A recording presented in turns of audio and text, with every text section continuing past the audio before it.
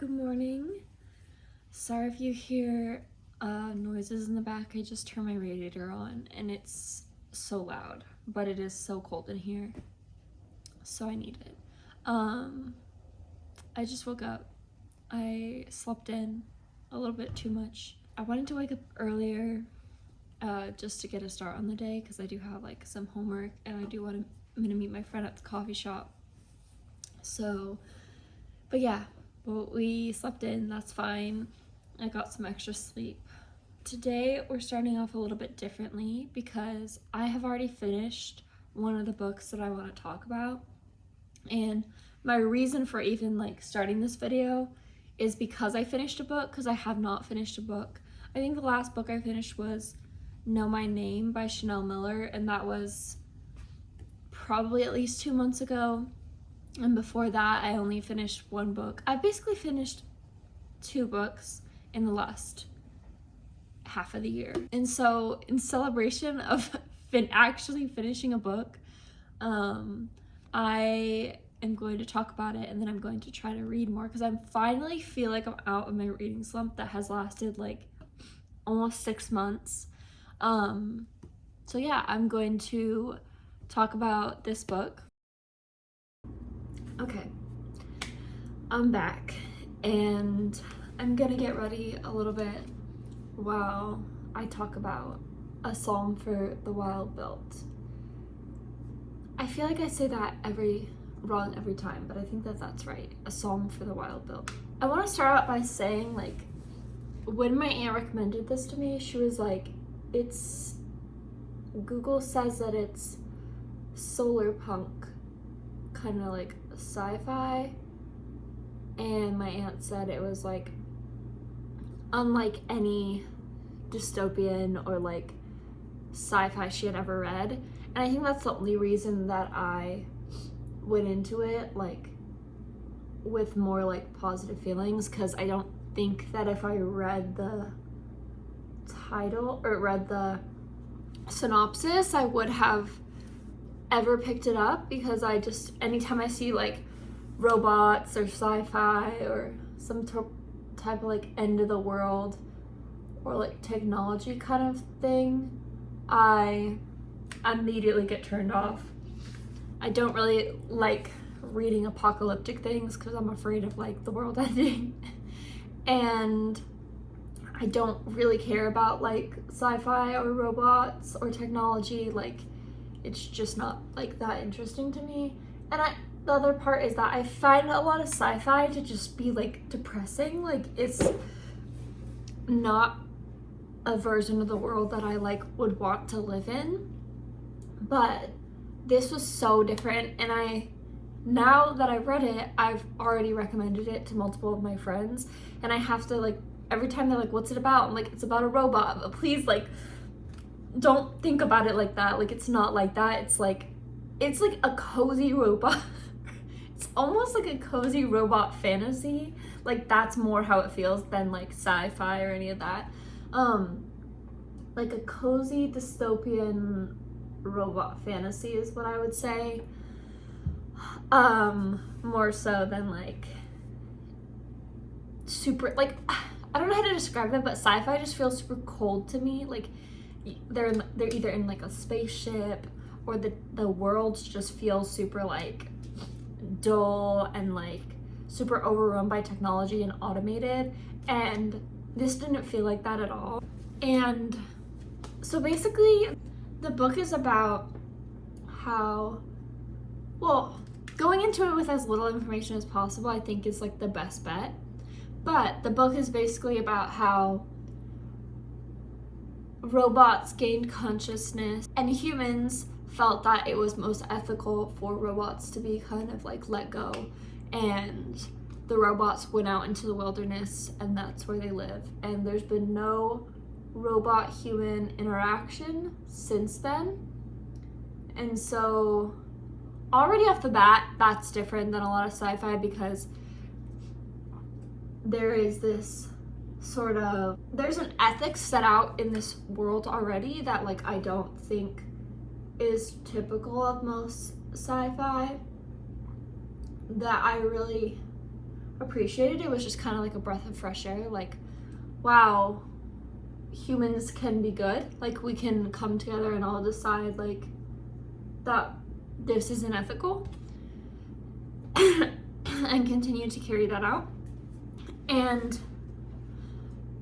while a lot of the parts of this book were not necessarily maybe realistic to what would happen if robots ever became super advanced, I think that it was really, really refreshing to read, and it was like a breath of fresh air. Like, the dedication in the book is literally for anyone who needs a break, and I think that that's beautiful. Like, it's beautiful to get to imagine a more beautiful world for ourselves, because it makes us more likely to like want to continue living in it, and also like try to keep the beautiful parts of our world and build a better beautiful kind of world, like keep to our ethics, keep to our morals, etc.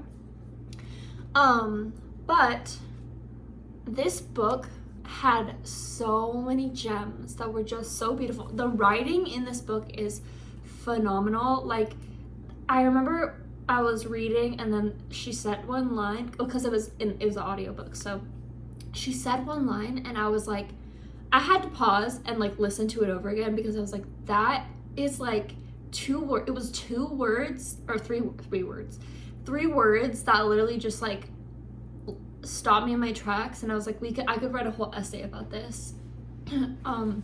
The way that they described the setting was beautiful and everything, but the three words that she said were the resourcefulness of rot.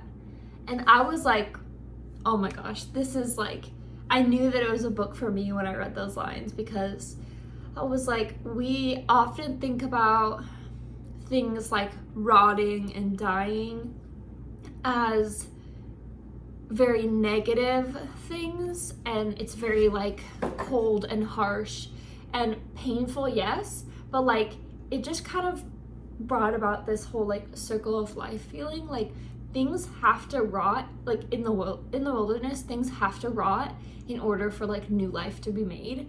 And that was just kind of, I don't know, it was very like touching to me. It was very calming. As someone who's afraid of death, it's very calming to read things where death is not a bad thing.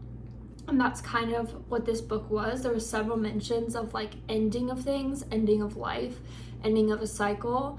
And that really actually calmed my nerves about death, rather than like exacerbate it, because I don't like reading about death a lot of times. And yeah, there were so many gems of just like wisdom from this robot that I was just like literally sobbing. Basically, it's the first robot human connection. The main character is a tea monk, and the book explains kind of what that is. And then they have this interaction, and they go on this little journey. And it's one of those books that doesn't have a super heavy plot. Like, you get to the whole end of the book and you realize that the point of the book was literally the journey the whole time. I know that's cliche, but like, that's what you realize at the end of the book, and you're like, wait, I was supposed to experience this journey with them. And I just loved it. Like, it is a book that it like soothes the soul, and that I will be thinking about for a long, long, long time afterwards, and that I already recommended to other people because I want them to read it so bad. It's also very short if you're like, and you could just pop on the audiobook. It's just like 3.5 or 4 hours long, and you could literally do it while you're like cleaning your house, or take a few days, like an hour a day. And yeah, I recommend it to everyone. I loved it so much I immediately started the second book, listening to the audiobook of the second book. And that's A Prayer for the Crown Shy, I think. And so I'll update my thoughts on that, because I think that I'll probably read that in this video as well. But yeah, but I don't think I really said what this video was supposed to be, so I don't want to overcommit. But my main goal for this video is to finish those 3 books. So is to finish, which I already did, A Psalm for the Wild Built, and then sequel, A Prayer for the Crown Shy. And then the third book that my aunt recommended to me that I have on Libby right now is James. I think it's by Percival Everett, but I'll correct myself up here if I'm wrong. And I honestly don't, I've seen it in other people's videos. I've never seen someone read it, but I've seen them mention it.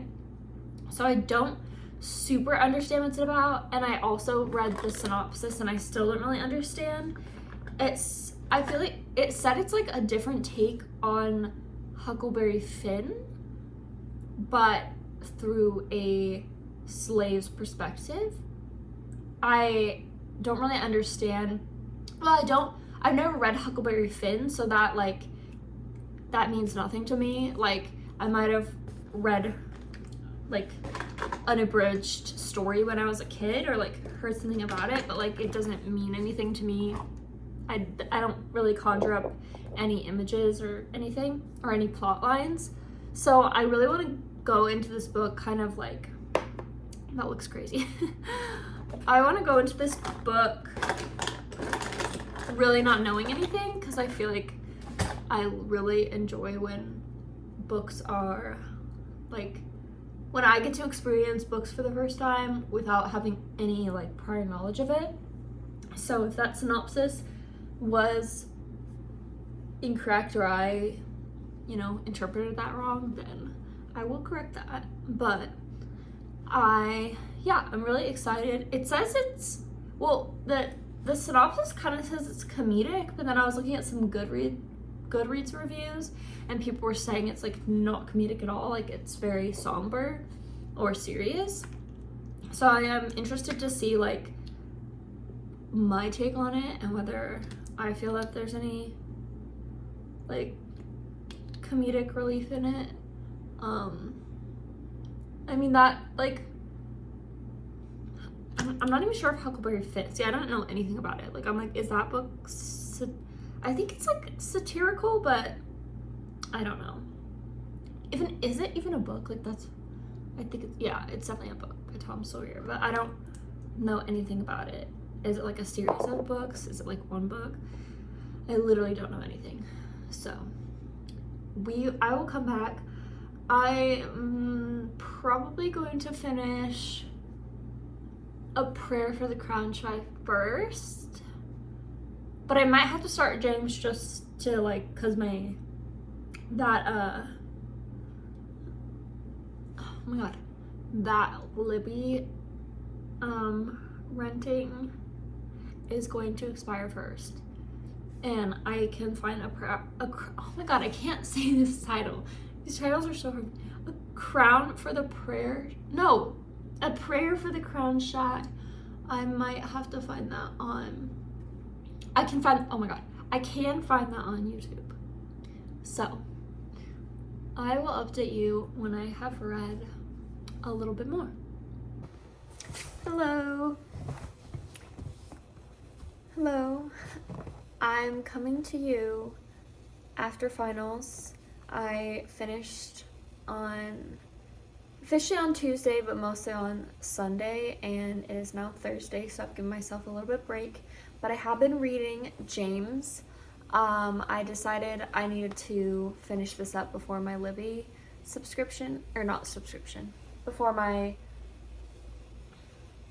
I decided I need to finish this up before my Libby borrowing runs out on it. So we are reading James. I'm about 100 pages in, so that's like the 35% mark. And so now I have like a lot better grasp on what it is. And I will say that I did watch Books and Lala's video, her Goodreads video, where she reads James in it. So she kind of explained a little bit about how she has read Huckleberry Finn and Tom Sawyer in the past, but she didn't like super remember it. Jim, who is a character in the original books, and so this is like his story, basically him telling it from his perspective. I'm not sure about the timelines, and I'm not sure how much it follows the original, because like I said, I never read it. I I don't think you need to read Huckleberry Finn or Tom Sawyer to like appreciate this book at all, but I also don't know if I'm missing out on like certain nods to the books because I obviously have never read them. But I think it completely stands alone as its own book. I'm not like confused or anything because I haven't read it. I just don't know when it's alluding to like a story that's happened in the book, because the idea of this book is that Jim, who is the slave in Huckleberry Finn, is getting to write his own story. Jim has run away from the woman he's owned by and subsequently his family, who is still there. And as he runs away, Huckleberry Finn ends up running away for his own reasons, and they end up going on this journey together. And I'm really enjoying the book so far. There's not a lot happening. It's definitely like a thought-provoking book, but I don't think the point of it is to have like a grand story. The point is obviously to use conversations between Huck and Jim to paint a picture of race and slavery, not only at that time, but how it intersects with the conversations that we're still having today.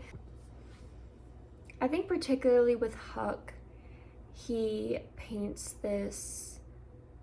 author paints this picture of how Huck is kind of a clueless, I mean, he's a kid obviously in the story, but I think the meaning of him is so much larger than that, because he paints a picture about how like intentions are not the end all be all, and how Huck cannot wrap his head around why there are slaves, but then he participates in rhetoric that his family has for forever that is demeaning and racist.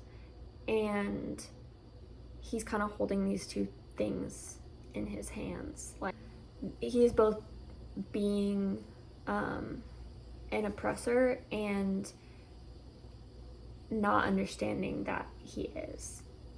And I think that is a really important takeaway of this book.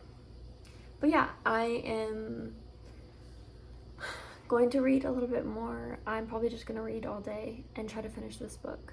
So I'll come back to you with any more thoughts.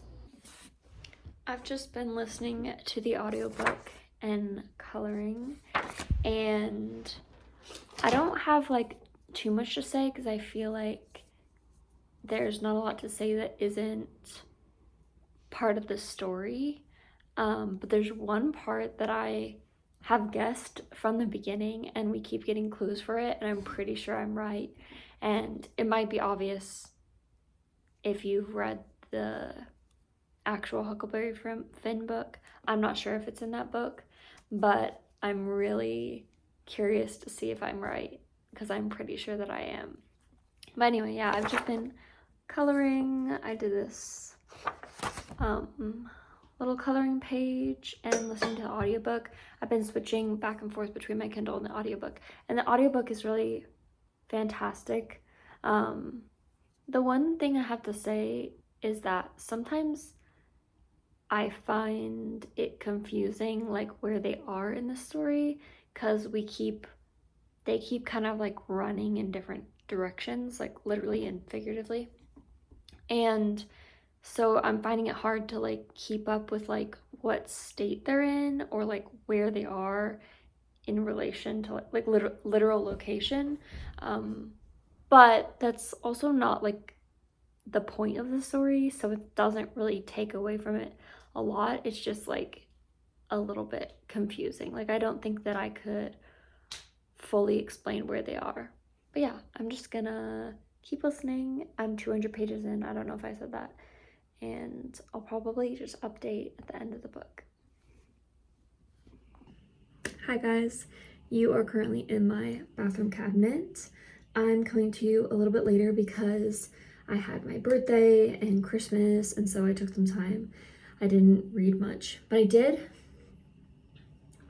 finish James, and I gave the book 5 stars for several reasons. Mostly because it was good for so many different reasons. It was good because of the social commentary. It was good because it had a large and really like well-rounded cast of characters that each kind of represented something different. It was good because I ended up guessing the thing that I said that I thought I was gonna guess, and I liked that element. It's not in the original story. I looked that up, but I think it added some level of like dimension to the conversation. Obviously I can't say what it is because it would be a spoiler, but I did like it. I'm unsure of like other people's opinions on adding that to the original, but I enjoyed it. But yeah, I don't have like a lot to say about it. What I was saying like throughout my other reviews, that it's not very like there's not a lot happening, but that was like basically just towards the beginning. The middle and end is like very much things are happening at all times, but sometimes it doesn't read like that because there's like almost like stories instead of stories instead of stories. And in the individual stories, I would say that there's more like a social commentary going on, and it's more just like dialogue rather than like direct action. But then you take a step back and like you've realized that like so much has happened. For some things you have to like suspend your disbelief a little bit. I'm not sure if I talked about this, but I think I did. Huck and Jim get separated like so many times, and they always find their way back to each other, which isn't really a spoiler because it's a book, like you would expect that to happen. But they get separated literally so many times that you're like, okay, so like obviously in real life, and because they're going across state lines, like they obviously wouldn't find their way back to each other that easily, but because for the sake of the story they need to like come back together, which is fine, but it just you do have to like suspend your disbelief a little bit about how they're escaping these scenarios that they probably wouldn't escape in real life. But like everything else is like pretty like these are real things that happened in history told through a fictional story. But yeah, some of the like timeline stuff is a little bit fantastical, but I really enjoyed it. I have no desire to read the original. I think I'll just let that sit in the past, and I really enjoyed this version. I really want to read The Trees by Percival Everett. I don't actually know what it's about. I guess I have a theme of going into books. I have no idea what they're about, but that's always works better for me if I don't know what it's about. But yeah, I want to read another Percival Everett. I am about halfway through A Prayer for the Crown Shy now, and I think I'm just gonna end the video here because I don't have much to say about it. If all the things I said about A Psalm for the Wild Built stand true in this book, it's just kind of like a continuation of the same story, and I'm glad that they're not the same book because I think that they should be shorter standalone books, but like it's kind of a sequel that did not have to be written, but I'm glad that it is because they kind of I describe them a little bit more like they're like almost like proverbs, like little short stories that you just get to like go into this world and experience these characters for like a short period of time. And I'm glad that I got to do that again, but I don't think that you have to read it. I think that I'm just enjoying gaining like the same wisdom that I did from A Psalm for the Wild Built. But yeah, I really am enjoying it. And I'm listening to the audiobook because I don't have the physical copy, and I really enjoyed the audiobook from last time, and it's the same narrator. So yeah, I think I'm about halfway through, so I'll probably finish that within the next few days. But yeah, but I'm gonna end the video here. Thank you so much for watching. I hope that you have a good day, and I'll see you next time.